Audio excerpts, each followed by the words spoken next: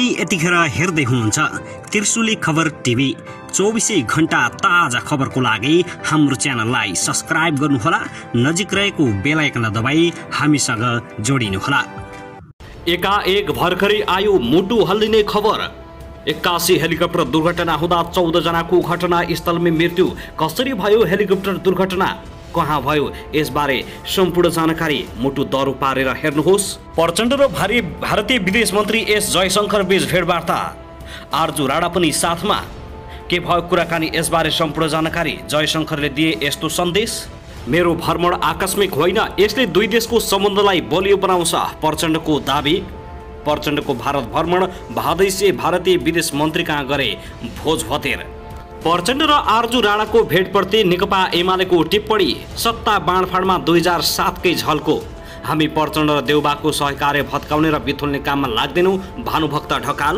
प्रचण्डलाई योगेश भट्टराईको प्रश्न, गठबन्धनकै उपसभामुखलाई भोट नहाली विदेश भ्रमणमा जान के को हतारो। दिल्लीमा प्रचण्ड र आरजू राणा भेट भएपछि नेपालमा खैराबैला एमालेले भन्यो, के हो यस्तो पारा। र उपेन्द्र यादवलाई इतिहासकै ठुलो धक्का, 2 केन्द्रीय सदस्य सहित 69 जनाले छाडे जसपा।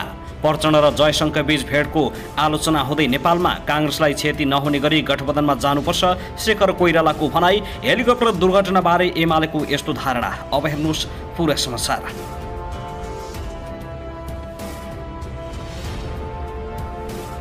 दर्शक महानुभाव नमस्कार, तपाईहरुलाई हार्दिक स्वागत छ हाम्रो च्यानल त्रिशुली खबर ट्युबमा। यदि हाम्रो च्यानललाई अहिलेसम्म सब्स्क्राइब गर्नुभएको छैन भने सब्स्क्राइब गरी नजिक रहेको बेल आइकन दबाई हामीसँग जोडिनुहोला। दर्शक महानुभाव, फेरि पनि हामी तपाईहरुमाझ निकै महत्त्वपूर्ण अपडेटका साथ उपस्थित भइसकेका छौं। यो भिडियोलाई अन्तिमसम्म हेरी हामीले साथ दिनुहोला।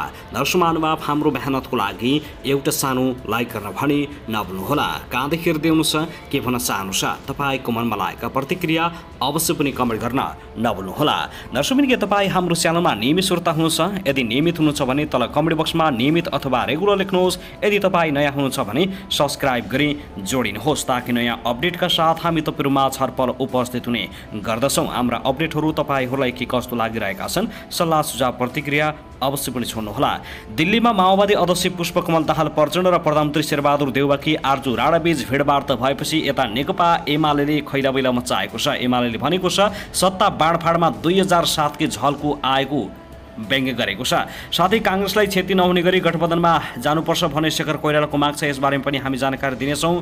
भर्खरै मात्रै प्राप्त समाचार अनुसार सेनाको हेलिकप्टर दुर्घटना हुँदा 14 जनाको घटनास्थलमै मृत्यु भएको छ। अरू के कति क्षति भयो यसबारे पनि जानकारी दिनेछौँ, हामीसँगै रहनुहोला। दर्शक महानुभाव, आउनुहोस् अब पहिलो खबरतर्फ लागौँ। भारत भ्रमणमा रहेका नेकपा माओवादी केन्द्रका अध्यक्ष पुष्पकमल दाहाल प्रचण्ड र प्रधानमन्त्री शेरबहादुर देउवाकी पत्नी तथा काङ्ग्रेस नेत्री आरजू राणा बीच भेटवार्ता भएको छ। उपचारका लागि दिल्लीमा रहेकी आरजू राणा र प्रचण्ड बीच शनिबार बिहान भेटवार्ता भएको हो। भेटको क्रममा नेपाली राजदूत शङ्कर शर्मा र प्रचण्डकी पुत्री गङ्गा दाहाल समेत सहभागी भएका थिए। त्यसो त दिल्लीमा प्रचण्ड र आरजूको भेटलाई लिएर प्रमुख प्रतिपक्षी दल नेकपा एमाले लज्जास्पद दृष्टिका साथ हेरेको छ। एमाले प्रचार विभाग उपप्रमुख विष्णु रिजालले फेसबुकमा लेखेका छन्, प्रधानमन्त्रीकी पत्नी आरजू राणा र माओवादी अध्यक्ष पुष्पकमल दाहाल प्रचण्ड बीच भारतको राजधानी दिल्लीमा भएको यस भेटघाटले 2007 सालमा राणा र काङ्ग्रेस बीच दिल्लीमा भएको सत्ता बाँडफाँडको भद्दा झल्को दिन्छ, उनले व्यङ्ग्य गर्दै भनेका छन्। 2073मा केपी शर्मा ओलीलाई अपदस्थ गर्नु अघि शेरबहादुर देउवा र कृष्णबहादुर महरा बीच पनि दिल्लीमै भेटघाट भएको उनले दावी गरेका छन्। सत्ता गठबन्धन कायम राख्ने, आउँदो चुनावमा सिट बाँडफाँडको अन्तिम टुङ्गो लगाउने र हालै काठमाडौँमा भएका वार्ताहरूको विवरण बुझाउने उद्देश्य सफल हुँदा प्रचण्ड देउवाहरू त खुसी होलान्, उनले भनेका छन्। तर यस्ता कुरूप दृश्यले प्रत्येक सहयोगी नेपालको शिर निहुरिएको छ। प्रचण्ड र आरजू राणाको भारत भ्रमण तथा सत्ता गठबन्धन कायम राख्ने, आउँदो चुनावमा सिट बाँडफाँडको अन्तिम टुङ्गो लगाउने यस्ता विषयले भारतमा भेट हुनु स्वार्थपूर्ण रहेको आरोप लगाएको छ। दर्शक महानुभाव, त्यसैगरी नेकपा माओवादी केन्द्रका अध्यक्ष पुष्पकमल दाहाल प्रचण्ड र भारतीय विदेश मन्त्री एस जयशंकर बीच भेटवार्ता भएको छ। भारत भ्रमणमा रहेका प्रचण्ड र विदेश मन्त्री जयशंकर बीच शनिबार भेटवार्ता भएको हो। प्रचण्डसँग भेटवार्ताबारे जयशंकरले ट्विटरमा लेखेका छन्, छिमेकी पहिलो नीतिलाई बिम्बित गर्दै नेपालको विकास र समृद्धिको चाहनामा भारत सदैव भरपर्दो साझेदार रहनेछ। भेटमा आर्थिक सहयोगमा केन्द्रित भएर छिमेकी सम्बन्धलाई सुदृढ बनाउने विषयमा फलदायी छलफल भएको उनले बताएका छन्। प्रचण्डले सुषमा स्वराज स्मृति भवनमा भाजपाका विदेश विभाग प्रमुख विजय चौथवाईसँग पनि भेटवार्ता गरेका छन्। बिहान अध्यक्ष प्रचण्डले प्रधानमन्त्री शेरबहादुर देउबाकी पत्नी आर्जु राणासँग पनि भेटवार्ता गरेका थिए। साथै उनले भाजपाका अध्यक्ष जगत प्रसाद नड्डासँग पनि भेटवार्ता गर्ने कार्यसूची रहेको छ। आइतबार भारतीय प्रधानमन्त्री नरेन्द्र मोदीसँग भेट गरेर उनी भोलि नै स्वदेश फर्किँदैछन्। दर्शकवृन्द, त्यसैगरी जनता समाजवादी पार्टी जसपा सङ्घीय परिषद अध्यक्ष डा बाबुराम भट्टराईसँग पार्टीबाट अलग भएसँगै अध्यक्ष उपेन्द्र यादवलाई अर्को इतिहासको ठूलो धक्का लागेको छ।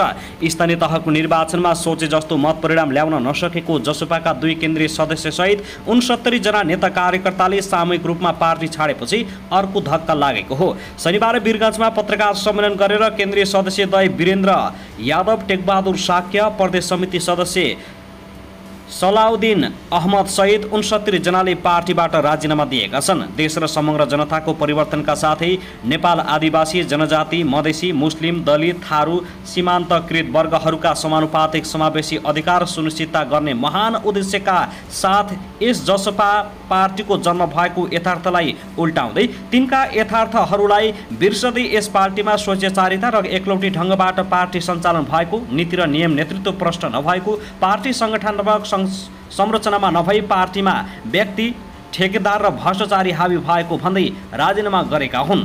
पार्टी नेतृत्व देश र जनताको हितमा नभई सीमित आसेपासे नातेदारको चङ्गुलमा डुब्दै गएको भन्दै आरोप लगाएर उनीहरूले राजीनामा दिएका छन्। दर्शकबिन, आउनुहोस् अब अर्को दुःखद खबरतर्फ लागौँ। मेक्सिकोमा हेलिकप्टर दुर्घटना हुँदा 14 जना सैनिकको मृत्यु भएको छ। यो दुर्घटनामा 1 जना बाँच्न सफल भएका छन्। उत्तरी मेक्सिकोमा लागु औषध तस्करीमा संलग्नलाई पक्राउ गर्न खटिएको सैनिक हेलिकप्टर दुर्घटना हुँदा उनीहरूको ज्यान गएको मेक्सिकोको नौसेनाले जनाएको समाचार संस्था सिन्हाले उल्लेख गरेको छ। नौसेनाको स्वामित्वमा रहेको ब्ल्याक बक्स हेलिकप्टरले उत्तरी राज्य सिनाओमा 1 दिन अघि पक्राउ परेका गुआडा लाजारा कार्टेलका संस्थापक राफेल कारो क्विन्टेरो बोकेको अर्को विमानको सुरक्षा गरिरहेको थियो। अमेरिकाले आफ्ना अधिकारी र एन्ड्रे क्यामरेना सालाजाराको हत्या गरेकाले राफेलालाई सुपुर्दगी गर्नुपर्ने माग गर्दै आएको छ। यो विषयलाई लिएर मेक्सिको र अमेरिका बीचको सम्बन्ध केही समय तनावपूर्ण भएको थियो। दर्शक महानुभाव, त्यसैगरी नेपाली काङ्ग्रेसका नेता डा शेखर कोइरालाले काङ्ग्रेसको नेतृत्वमा सरकार छ भन्दैमा गलत काम गर्दा चुप लागेर बस्न नहुने बताएका छन्। चितवनमा शनिबार नेपाल प्रेस युनियनले आयोजना गरेको पत्रकार सम्मेलनमा बोल्दै डा कोइरालाले सरकारका गलत कामको खण्डन गर्नुपर्ने बताएका हुन्। सरकार र सभापतिले गरेका नकारात्मक कुराको खण्डन गर्दै पार्टी बलियो बनाएर लैजानुपर्छ। डा शेखर कोइरालाले भने काङ्ग्रेसको नेतृत्वमा सरकार छ भन्दैमा सरकारले गरेका गलत कामको खण्डन गर्नु हुँदैन भन्ने छैन। सरकारले गरेका राम्रा कामको प्रचार गर्नुपर्ने र गलत कामको विरोध गर्नुपर्ने उनको भनाइ थियो। काङ्ग्रेसलाई कम्युनिस्टको प्रवृत्तिबाट जोगाउनुपर्ने उनले सुझाव दिएका छन्। काङ्ग्रेसभित्रको गुटबन्दीबारे सोधिएको प्रश्नको जवाफमा डा शेखर कोइरालाले काङ्ग्रेस कुनै समूहको पार्टी नभएको जिकिर गरेका छन्। काङ्ग्रेस विधि विधान अनुसार हिँड्नुपर्छ। उनले भने पार्टी सभापतिले सबैलाई मिलाएर हिँडाउनुहुन्छ। म भागभण्डाको पक्षमा छैन, पार्टी वैधानिक रूपमा चलोस् भन्ने मात्रै हो। त्यस्तै आगामी चुनावमा गठबन्धनका विषयमा सोधिएको प्रश्नमा डा कोइरालाले काङ्ग्रेसलाई कम क्षति हुने गरी गठबन्धन गर्नुपर्ने बताएका छन्। गठबन्धनमा कसरी जाने भन्ने विषयमा छलफल चलिरहेको छ। गठबन्धन गर्दै गर्दा काङ्ग्रेसलाई कमभन्दा कम क्षति हुने गरी गठबन्धनमा जानुपर्छ। स्थानीय चुनावमा गठबन्धन गर्दा आफ्ना मतदाता कति छन् भन्ने समेत यकिन हुन नसकेको उनको भनाइ थियो। स्थानीय निर्वाचनमा हामीले रुखमा, हँसिया हतौडामा, कलममा, छातामा मतदान गर्न भन्यौँ, तर आफ्ना मतदाता कति हुनु भन्ने बुझ्न सकिएन। त्यसले आगामी प्रतिनिधि सभा र प्रदेश सभाको चुनावमा काङ्ग्रेसलाई केन्द्रमा राखेर अगाडि बढ्नुपर्ने उनको भनाइ छ।